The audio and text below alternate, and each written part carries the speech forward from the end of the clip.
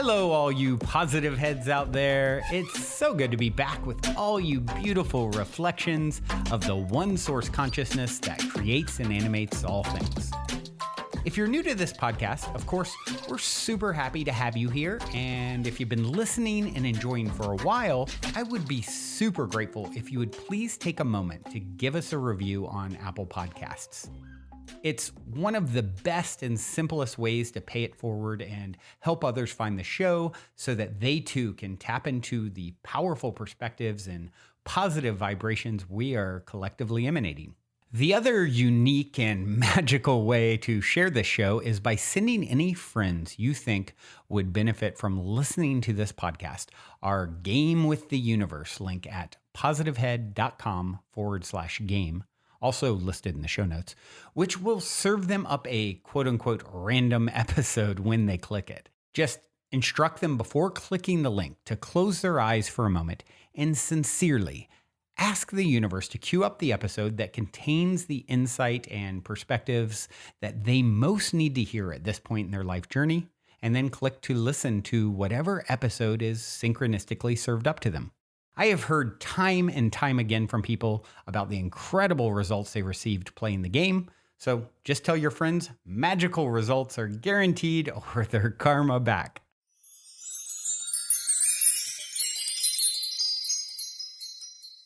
All right, all you positive heads, welcome, welcome. Here we go again. It is a magical Monday here in the studio as I record. And I am happy to say I am not flying solo today. I have my friend Matthew John, who was on about maybe not quite a year ago, episode 1716. And yeah, Matthew, hey buddy, welcome back. Yeah, it's exciting to be back. Thank you. I'm happy to keep you company on so instead of a manic Monday, it's a magic Monday? Magical Monday. I mean, we can make it manic if you want. I mean, I'm pretty spazzy. It depends on, I guess, the context of the word manic, right? I don't know. I might be feeling a little manic because you're going to talk a little bit about as astrologer and looking up to the stars. Apparently, we're under UFO invasion, so maybe I should be. I don't know if there's a correlation, but we'll see. Yeah, we'll find out. TBD. Right. But yeah, we decided to do this. As you guys know, from time to time, I'll just have a friend drop in and just kind of a sporadic, as opposed to the very structured soul share interview style that we did a year ago, just like swinging by and sharing, because I had the pleasure of being on the other end of the mic with Matthew recently for his YouTube page. Yes. And if you guys go to just search Matthew John on YouTube, you can find that chat. Super easy to find. Yeah. Cool. Very cool. So yeah, man. I think before when we had you on, we talked, if I recall, we talked a bit about soul contracts and past lives and, a lot of that sort of stuff. And Yep. I always find that stuff super fascinating, but something I don't think we got into too much was, astrology and how that's a part of, your wheelhouse. So I was thinking it would be cool for this drop-in episode, with the world being in such from nuclear war, threats to, literally the head of the, United States military saying we can't rule out these aren't UFOs that we're shooting down. Like, what's happening? I'm just curious if astrologically, if there's some correlation, like. Well, the only thing we could say astrologically speaking, right? Well, there's a couple things. One is we have Jupiter in Aries. Now, this has been a thing for a while. Jupiter is now up to almost 9 degrees of Aries now. It had a retrograde last year, so it had moved backwards for a bit and stopped and started moving forward again. Jupiter and Aries are very precarious. Periods are very precarious on a world scale because World War II started with Jupiter and Aries, for example. Oh, wow. It's a war. That's not a good sign. No, it's a war aspect because Jupiter grows whatever it touches. It expands, but it doesn't really discern whether it's something good or not. So Aries is ruled by Mars, which is the planet of war, and amongst other things, it's also the planet of athleticism and strength and masculine energies like that. But yeah, when Jupiter is in Aries, it's a precarious time for potential conflicts on a world scale, and also for natural disasters. And we just had probably the worst natural disaster of the That's right. entire century so far last Wow. week, Wow. you know? They're saying So, the worst of the century, or I guess well, this century. Yeah, 23 years. if you look at the death toll, I believe so, if I'm not mistaken, Wow. it is. Um, Wow. so, I did on my channel, same, where people can find our show, which was a lot of fun.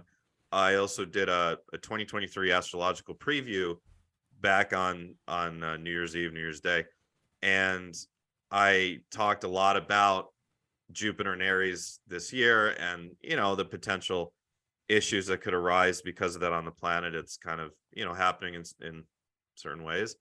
And the other big thing is Pluto. So Pluto it's the planet in astrology. It's a planet, although in astronomy it's not. It once was, but it is still a planet in astrology. And Pluto is the planet of death, rebirth, destruction. It's Scorpio. So it's Pluto, it brings massive change. And when Pluto changes signs, it's a big deal. And Pluto is changing signs. Pluto is in the last degree this year of Capricorn, and it will actually be entering into Aquarius briefly later this year. It'll then retrograde back into Capricorn for a while, and then it'll go back fully into Aquarius next year, and it'll stay there for, I believe it's 24 years. It's around there. So what's interesting about this, so we're in the last degree of Pluto being in Capricorn right now. It's just over 29 degrees. When Pluto began its transit into Capricorn, it was 2008. And 2008 was the global financial crisis. Lots of banks worldwide were going under. It came out later on that the United States was on the verge of going bankrupt, and it would have cascaded and caused a much worse economic calamity around the planet. Could have been like the Great Depression of the the early 20th century. And thankfully, the Fed was able to maneuver and save things. But that was the beginning of Pluto entering Capricorn. And Capricorn is has to do with the legacy financial systems and the legacy infrastructure. So with Pluto, when a planet moves into a sign, so when it's in the first degree of a sign, it is what's called exalted, means it has a greater influence than usual. And when it's in the last degree of a sign, same, it has a greater influence than usual. The metaphor or adage, whatever you want to call it, that I like to use when I teach is, it's like going to a party. It's like going to one of your parties at Mystic Manor. You want to you want to walk in and make a big entrance and say hi and hug everyone, and that's a planet in the first degree of a sign. And then when you're leaving the party, it's same. You want to hug and say goodbye to everyone and make everyone laugh on the way out the door, and that's the last degree of a sign. So with Pluto being in the last degree of Capricorn for this year, it's exalted. It's really amplified. Pluto, again, is ruled by, it's the ruler of Scorpio. It's death and destruction. And when I say death, I mean, it's like the death card in the tarot, number 13. Right. It's change. It's change. Death, rebirth, Scorpio, change.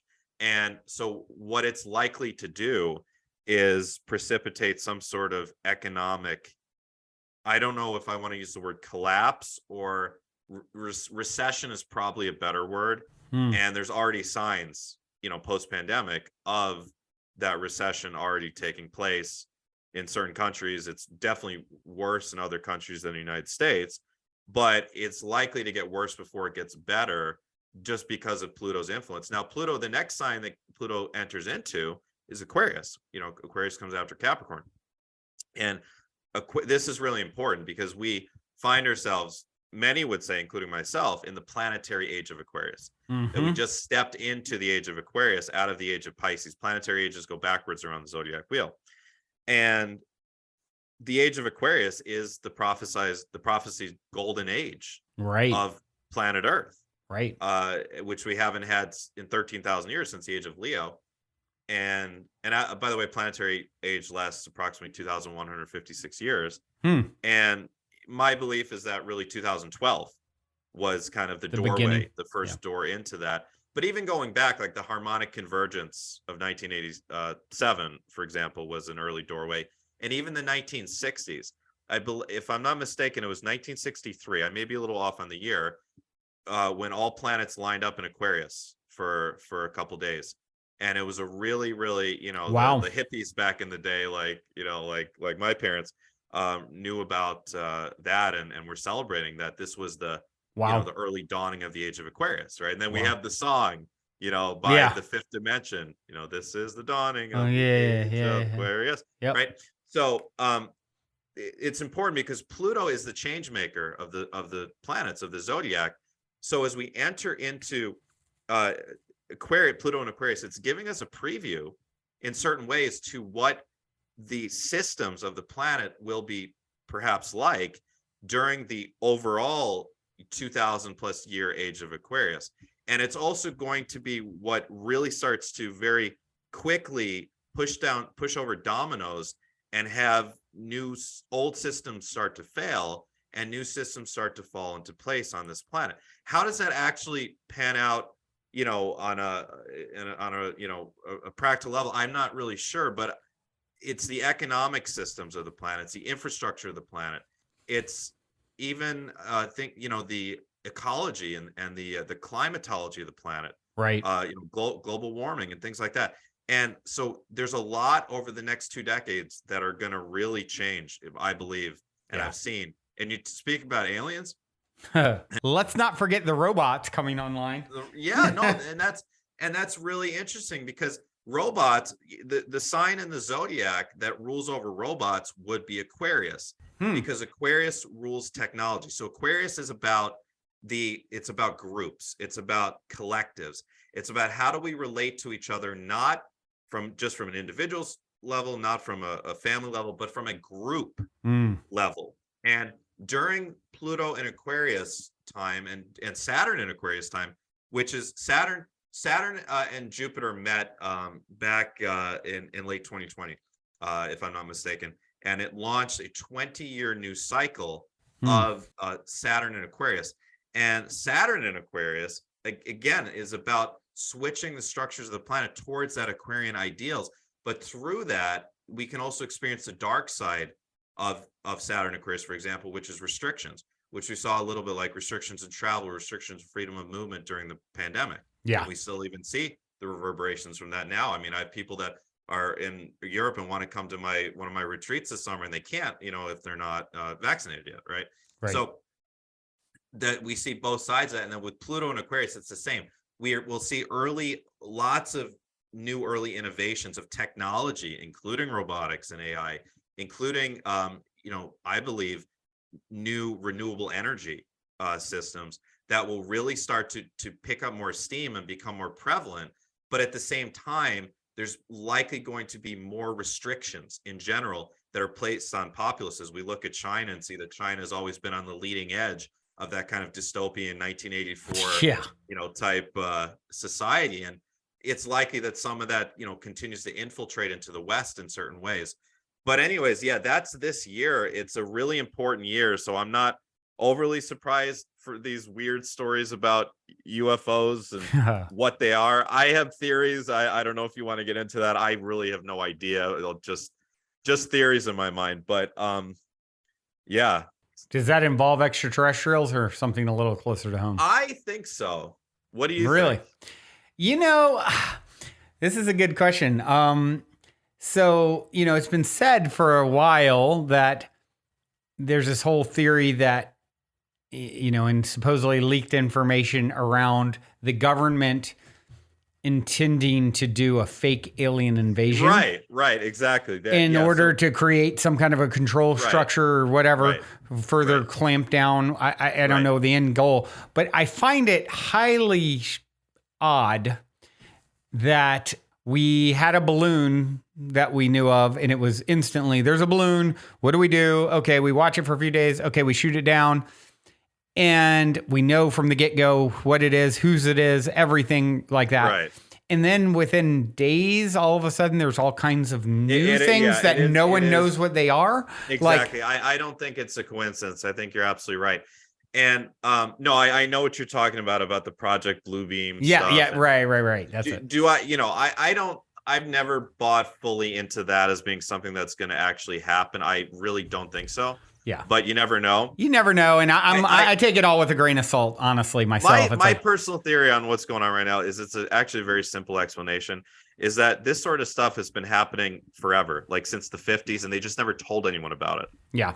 Right. And that's it. So are they alien ships? I think it's quite possible that the US military shoots down, like, I don't know, gray ships or whatever, like all the time and never tells anyone. I think that's very possible. Yeah.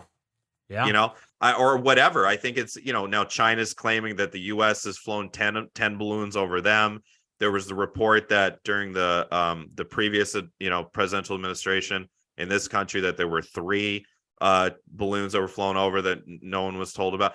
I think it's just a simple matter of now they're actually telling people about things. Now the question is why. That to me is the more interesting question. Why are they now talking about this? Because, and it's ever since, really, the way I look at it is like the congressional hearings that were going on about UFOs and the Pentagon declassifying, like the US government literally admitted that without saying it in plain English, they admitted to the public that aliens do exist. Okay. Like the Blink-182 song, Aliens Exist. Great song. But they admitted it with these declassifications of the of these videos, right, of UFOs. And that was back, if I'm not mistaken, in 2020. Yeah. And the weird thing was, like, really, but outside of, like, podcast land, Joe Rogan, etc., like, no one really cared that much. Yeah. But yet, you and I have been listening to Coast to Coast. I've been listening to Coast AM since I was, I don't know, 10 years old, maybe. Right. And people, even back when Art Bell was the host, people were clamoring for years. When is the government going to admit that there's UFOs? When is the government going to admit that there's aliens? And they finally did. And then it was like a nothing burger in the public. Yeah. Is, image, public view. Right. So you're saying just showing the UFOs, and admitting to that piece, that is sort of essentially an admission to them being extraterrestrial craft as well? I think so. And I think the bigger question is why. And my theory is that my more optimistic theory is that they know that true first contact, like, whether it's the Pleiadians or the Yael or whoever coming down and actually shaking hands with world leaders or whoever, is inevitable.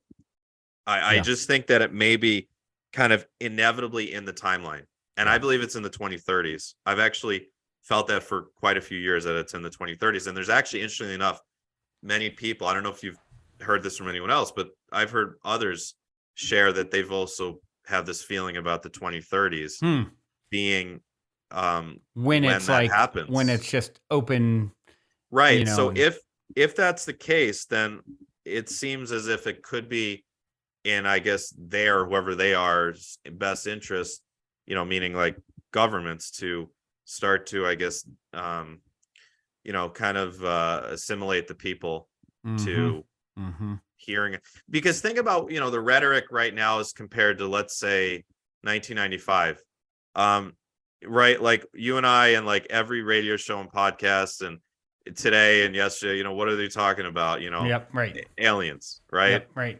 And it's like, it's kind of this like open discourse now of like, yeah, it probably kind of is aliens, and probably aliens do exist. But think back to like 1995, or God forbid, like 1975. Yeah. You were like a weirdo if you thought aliens. Oh, your life was ruined. Yeah. Right? If you admitted that and publicly in some way. Right. Yeah. I mean, how many pilots? Now all these pilots are coming out because they're not scared anymore. Exactly. The stigma's gone. It's like, okay, I can say this without my whole life being flushed down the drain. Yeah, exactly. So, yeah, I think it's just leading up to something. Yeah. Something bigger, probably even bigger things this decade, I would imagine. I mean, who knows? I mean, it could happen a lot faster. I mean, we're only not even 3 years into this decade, right? I know. It's hard to say with how things are changing so much. I mean, what are your, I mean, since we kind of got on this path of, okay, here's what, how it looks astrologically speaking. And then now, the concerns around, UFOs. I'm curious are you a pro AI or, worried about AI? Like, what do you think? Great question. Thank you for asking that. I like to see both sides of things. I like to think of things, look at things in a non-dual perspective, as much as I can. Yep. And the great thing about astrology is it actually really, it shows us that in reality, nothing is good, nothing is good or bad. That's my thought. It's like all the possibilities are there. It's like a scalpel. Exactly. It can be used to heal someone. It can be used to kill someone. Like like I said, Jupiter grows whatever it touches, but it doesn't discern whether it's something good or bad, right? Yeah. And who's to decide what's good and what's bad? So to me, I see AI as a really wonderful thing to make our lives simpler. It certainly has. I mean, Google search is AI, correct? Yeah, I suppose How much easier has life gotten since you're able to search anything on Google and receive instant results? Yeah. Versus, again, going to the library and having to understand the Dewey Decimal System, or even 2005, right? Right. Well, I guess not, but 1999 even, right? Yeah. Yeah. So that has made life magically more easy. It has, think about those that have decided to embrace smart home technology.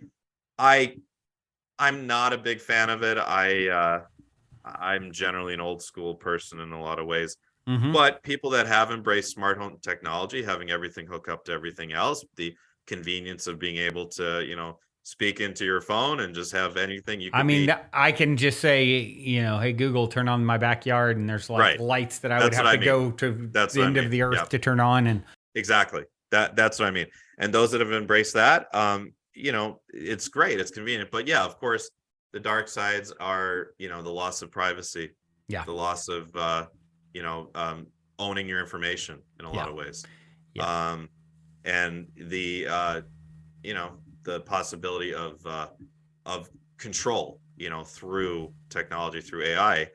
And like you mentioned, I mean, over the next 10, 20 years, one of the biggest things that we're going to have to face on this planet is about, the sentience of AI, yes or no, which has been prophesied in Hollywood movies for forever, right? That question of like, is a robot a person or not? Yeah, right. Where does it become a living are thing? They sentient or not? And also the idea of like the risk of robots and AI acting on their own accord and taking over and doing things that weren't intended, by its programmers, right? I think we're gonna have to face that in one way or another. I guess the way I would look at it is just like smartphones and just like the internet, the proliferation of AI and how it touches every part of life is pretty much inevitable. Yeah. And it's a part of our evolution as a species on this planet. The questions become, how does it get used overall? Does it get used more for control or more for enhancement? And if it's, of the former, then of course that's not good, but it's probably going to be a bit of both. Have you heard of like Atlantis and Lemuria, the ancient continents? Yeah. Oh yeah. So my understanding is that those continents were very, very, very, technologically advanced civilizations. Right. Especially Atlantis. Atlantis supposedly was much more geared towards technological advancement and AI than Lemuria was. Lemuria wanted to keep more of the, we could say, pagan or indigenous type values. But in Atlantis, it was this supposedly, Edgar Casey writes about it, and I've certainly had visions of both continents, but this amazing technological society with like, as Edgar Casey wrote, these football stadium sized glowing crystals that would be every, in places, in a grid around Atlantis, and that would be what would be generating all energy, essentially. Wow. Yeah. And all energy would just run remotely off of that scalar, I guess we could say, energy produced by those giant crystals. But of course, the downfall of Atlantis was, in the end, supposedly, it was greed, it was warmongering, it was desire for control and power, and supposedly there was a nuclear war that ended the age of Leo and ended the continents of Atlantis and Lemuria, and the Earth kind of had to reset itself 13,000 years ago. And after that, that's when the pyramids got built. But I guess what I'm trying to say about the technology is, I think we find ourselves in a very similar point in our timeline as a planet right now, as we did in Atlantis 13,000 years ago, where the question becomes, we have the technology now. And of course, so much technology, and you can read about this in all sorts of books or listen to Coast to Coast or whatever, is suppressed by not just the media, but by governments. Yeah. And, there's, what we know of publicly is like a fraction of what's really like happening. Hearing, people on Coast to Coast from time to time talking about the Mars jump room, for example, right? Supposedly an elevator, right? What a crazy DC concept. And in El Segundo, California, I think they said that you can take and just jump to Mars, to a base on Mars, right? Anyways, I think we're in a very similar place as we were in Atlantis. And the question becomes, which direction does our overall timeline as a planet go? Does it go towards what happened in Atlantis, which is destruction of ourselves, essentially through technology? Or does it go the other direction towards ascension of the planet, and we adapt and work with AI and technology to enhance our species and to, really in a loving way? Obviously, my hope and your hope, I'm sure, and everyone's, is the latter. And I do think that ultimately we will.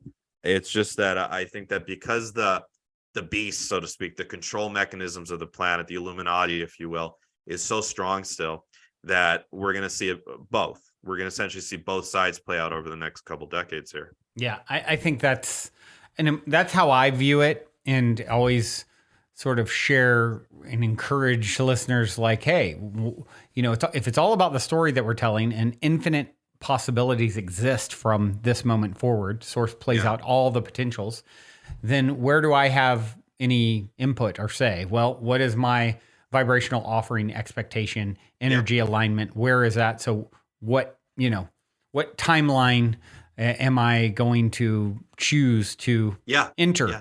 And, Bashar talks about this, where it's like literally we're switching timelines constantly with our energy and with our vibrational offerings and the stories that we're telling around them. And so I think that's a very important thing that gives you, in a world that's so wild and bigger than all of us, and things that seem so out of our control and ability to actually impact, like it really puts the power back in your lap to think like, oh, hold on. If everything, there is no out there, and it's all about, managing my vibration truly is my number one job. And that dictates which version of these infinite possibilities of reality that I step into.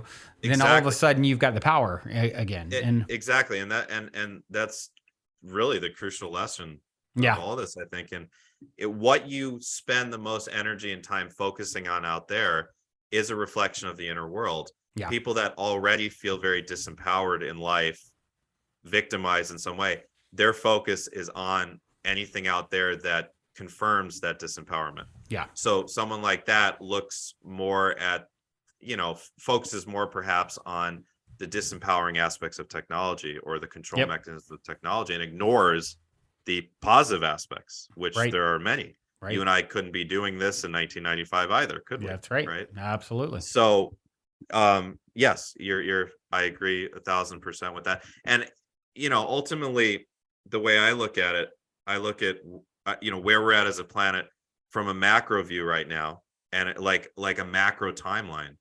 But yet, as individuals, 8 billion of us were creating 8 billion separate individual micro timelines. Right. And then as groups, as families, and as groups. Yeah. And that's one of the lessons of Aquarius is, for example, I've created groups in my own, following, and you created a group with this podcast and with Mystic Matter and all you do. And those are all, in a way, kind of mini timelines where people are, coming Opting in and in. joining together, Yep. having similar intentions Yep. for things. Absolutely. And that's one of the things that I see happening over the next 10, 20 years is a lot more people forming New Earth style communities. Yeah. Where people might, live and grow their own food, for example. Maybe they capture the sun's energy and even have their own energy, and maybe they even teach their own children, education and things like that. And they're, if you're living, here's a great example, and this is so unfathomable, I think, being that we're in 2023, but there are still tribes in like New Guinea that are completely still isolated from the outside world. Yeah. They don't have internet and they have no idea what's going on. I was watching a YouTube video a couple months ago of, like an American or European guy that went in and infiltrated and filmed some YouTube videos with a tribe that had never seen someone like him before. And think about a tribe that in 2023 is isolated from the world. Yeah. How their timeline is so different. So different. And think about how someone living in China, for example, under an oppressive communist North Korea regime, or North Korea, even worse, and they have no food, they have no electricity, they have no heat in the winter, they are not able to speak out about anything, and they're completely isolated from the outside world. They're not allowed to access the internet, etc. How does that change their worldview, and how does that change their timeline? Is it more of a timeline of disempowerment, or more of an apocalyptic timeline, perhaps? People that have, even in our country, that have certain religious views that are of an apocalyptic nature, how does that change their timeline if they're believing that the end of the world is literally coming, which to you and I is ridiculous. Right. But to them, it's something they probably wake up and think about every freaking day. Right. Yep. So we're all creating our own mini timelines individually and in groups, and to, create this planetary ascension that we're in, and to move us forward into the macro timeline I mentioned, a new Earth of, to go on it a little bit more. I see a new Earth of where everyone has not just enough to eat and clean water, but as much to eat as they want to, as much organic food as they want to, as much clean waters as they want to, as much, the building materials, and be able to build the homes they want to, be able to educate their children as they want to, have freedom of travel between all nations, have freedom of choice in everything, as long as they're not hurting anyone. Yep. And I believe that's very possible. Obviously, if you look at where we're at versus that utopian vision, we're a heck of a long way away. A third of the planet is starving right now, which again in 2023 seems unfathomable as an American. Yeah. Right. But that kind of gap between where we're at and that vision, that's the question of like, which timelines are we taking as a planet? I believe that inevitably we'll get there, but the questions are how, what happens in the meantime, how long does it take? And I think a fun question also is there any outside like intervention from extraterrestrials to help with that? And I think it's quite possible. Yeah, what an interesting thing to consider. And we're kind of getting down to it time-wise here, but one thing when you said that, I thought of, this idea of, as we've pondered, so timely, pondering, extraterrestrials and UFOs and things like that. Have you heard this theory that they're not actually from another planet? They're actually either future selves, time travel versions of future humans, or living in the center of the earth, like, Antarctica, where they don't allow people to go. That's such an interesting question. I think all of those possibilities exist and are real. Yeah. I think, the ships, look at, on YouTube, go look at the Phoenix Lights. That was one of the most famous, I remember that reported UFO sightings. 97, I think, maybe 98. Anyways, those were supposedly the Yael, for example. A lot of the Arcturian ships, like even in some of the Pentagon videos, I believe are are Arcturian, the triangular ships. Hmm. A lot of those are Arcturian. But yeah, I mean, are there ships of future humans come back through time? I don't see why not. Yeah. I don't see why not. Would it be any weirder than the fact that we're here right now talking to each other and have just gotten really used to this whole idea of being human and alive and existing? Yeah. Oh, yeah. True. Yeah. The life in general is just very odd. Yes. Yeah, but, well, that's why you're here to dissect it and talk about it on your podcast. I guess so. I love that you do that. I guess so. But yeah, I think, I mean, I believe that the governments already have time travel technology. Yeah. It's been talked about on Coast to Coast. People talk about like Project Montauk or whatever. You know, the only thing that makes me think I'm unsure about that one. It makes a lot of sense that, you know, it's like, okay, if time travel exists, where are they? I feel like there'd be more good examples. But why? What? Well, okay. Where are the future that's people? An interesting question. But I would say, well, why would they want to make it? Why would they want to expose themselves publicly? What if there's a thing where it's not a good idea to? But you know what I mean? Like UFOs, they're so totally, that makes sense. The UFOs are so much evidence, like, you know, and to me, I find time travel even maybe more fascinating. So I've always said, you know, well, that's your thing, because you had a time traveler. That's true. Right? I did supposedly have a time traveler communicate with me, but you know, my evidence is lacking, other than asking for signs and getting some wild ones. So, the confirmation signs are pretty wild. Yeah. I got to say that. But yeah, I don't know. I guess I would think that, you know, there may be either rules or just you know, it would be very unwise. Like, you know, when Doc and Marty, you know, went to wherever, 2015, you know. I think one of the dates he went to just passed, like in January. Like it was something January 2023. So I saw a meme about it. Like, I've watched maybe it was on the it might have been in the DeLorean at some time, like as like a default or something. Yes. I think you might be right. Something like that. But great, you know, really fun thing for people that are into entertainment. I've watched Back to the Future, all three of them, probably at least like 50 times each, I would say by now. Some of my favorite movies. But back in 2015, you know, when the date, I think it was October 2015 that Doc and Marty went to, Jimmy Kimmel was doing a show in Brooklyn at a theater, and they had, you know, Doc and Marty come out, and it was really wonderful to see. So that's on YouTube, and do a little skit, you know. But yeah, I would just say that it's probably because they're not supposed to like try to alter the timeline.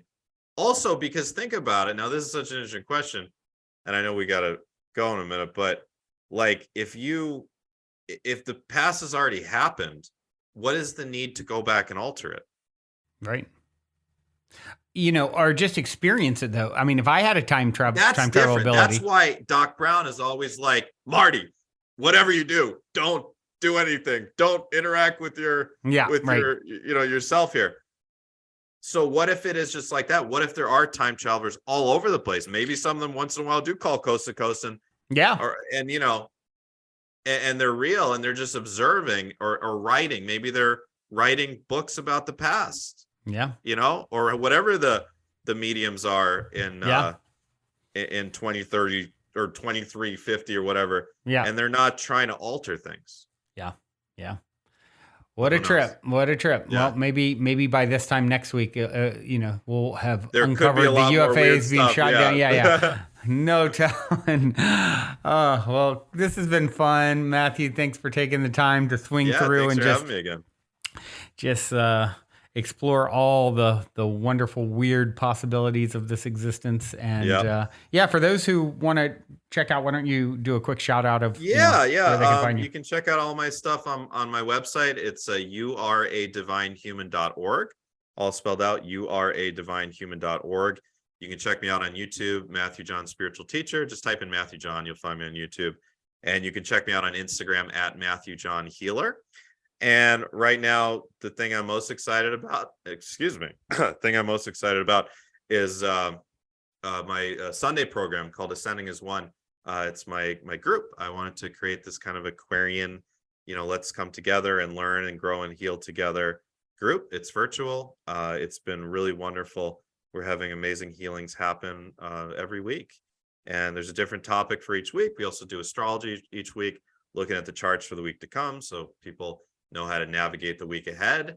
And I do readings galore on every call. And then there's also a VIP level of membership where you can actually get a 20-minute private reading with me. And those are actually the only private sessions I'm doing for the time being, is doing those 20-minute readings. And I also have an in-person retreat coming up in August 3rd through 6th. And Brandon, you and your loved ones are absolutely invited if you feel the call to amazing. Check out the East Coast. And that's going to be at Light on the Hill, one of the premier retreat facilities in the entire Northeast, cool. on Lionsgate. So, amazing. And we're going to be doing a lot of connecting with extraterrestrials during that retreat. Wow. So that'll be a lot of fun. Do you actually guarantee that they get a ride in a craft? I do not. I can't guarantee it, but I wouldn't be surprised if a ship flew by. I really would. That's funny.